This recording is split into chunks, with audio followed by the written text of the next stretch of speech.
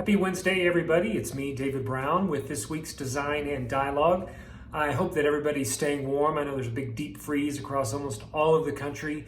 Even here in Las Vegas, it's a little chilly, relatively 51 and windy, but it feels like 42, so there I am.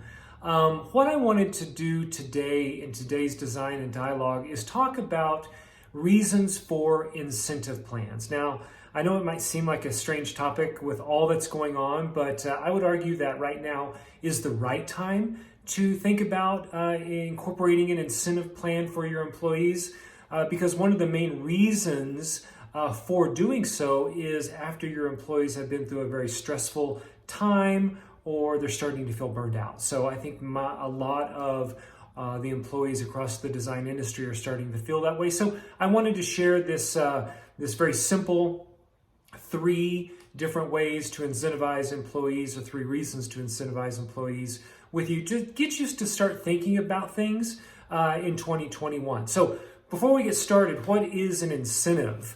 It can be anything. An incentive is more money. An incentive is a more robust or having a 401k plan. An incentive can even be flex time, work from home, summer Fridays year-round, a keg in the break room. It could be anything. It's really only limited by your creativity about what you want to do for your employees. So think bold, think big, think what your employees might enjoy.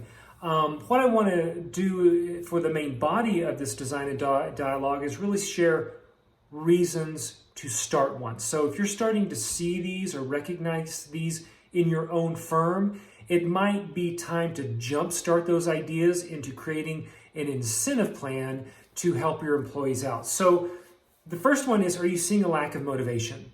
I know this can be challenging. We're some working from home and some are not, and we're halfway here and halfway there. I think the first precursor to understanding this has got to be communication with your team. If you're a small team, make sure you're communicating with everyone in your firm. If you're a larger organization, make sure that your lieutenants are communicating with and then communicating back with you. But you need to get a pulse of what your employees are going through, and you need to know if they're feeling a lack of motivation. That is a very quick trigger to say, look, we need to do something big and bold beyond just work harder, what have you. It needs to be something different, an incentive plan.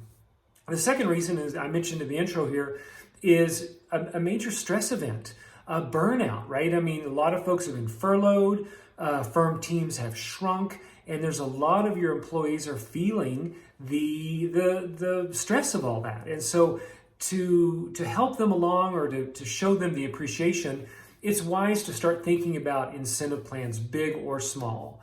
The last reason has to do a little bit more with the recovery.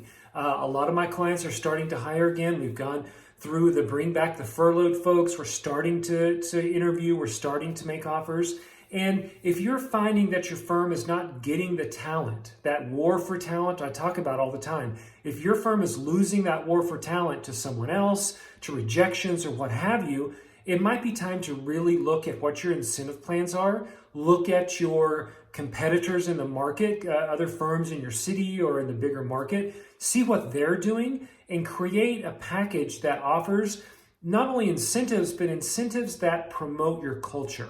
It's really key here to be able to talk about the incentives you share to a prospective employee, and in that same conversation, share why you have them. We do this because of X. We started this breast cancer fundraising because one of our own went through chemotherapy. Something like that, that tells a story, that gives some meat to the bone of your firm, is invaluable. So that's the third reason to really start thinking about what an incentive plan might be.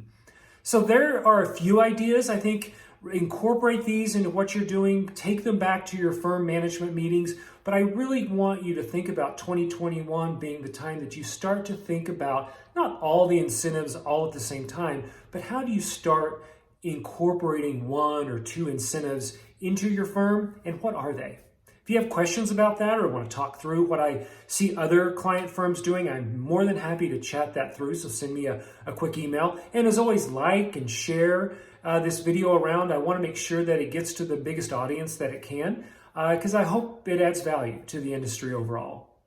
That's it for today, everybody. I really do appreciate it. I hope you have a good rest of the week and stay warm. Talk to you soon.